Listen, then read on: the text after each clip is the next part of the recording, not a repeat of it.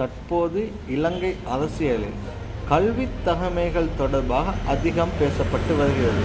இதன் அடிப்படையில் கடந்த நாட்களில் வர்த்தக அமைச்சர் வசந்த சமரசிங்க, நாடாளுமன்ற உறுப்பினர் நாமல் ராஜபக்ஷ மஹிந்த ராஜபக்ஷவின் ஆட்சி காலத்தின் போது தனது சட்டம் தொடர்பான பட்டப்படிப்பின் பரீட்சையை எழுதிய விதத்தை குறித்து பகிரங்கமாக விமர்சித்திருந்தார். வர்த்தக அமைச்சர் வசந்த சமரசிங்க சொல்லியிருந்தார், நாமல் ராஜபக்ஷ தனியான ஒரு அறையில் வைத்து தான் பரீட்சை எழுதினார் என்றும் அவருக்கு உதவியாக 2 சட்டத்தரணிகள் இருந்ததாகவும் அவர் சொல்லியிருந்தார். இதற்கு பதிலளித்த நாடாளுமன்ற உறுப்பினர் நாமல் ராஜபக்ஷ சொல்லியிருந்தார், என் மீது சுமத்தப்பட்ட இந்த அவதூறான குற்றச்சாட்டு நிரூபிக்கப்பட்டால் தான் நாடாளுமன்ற உறுப்பினர் பதவியிலிருந்து விலகுவதாகும்.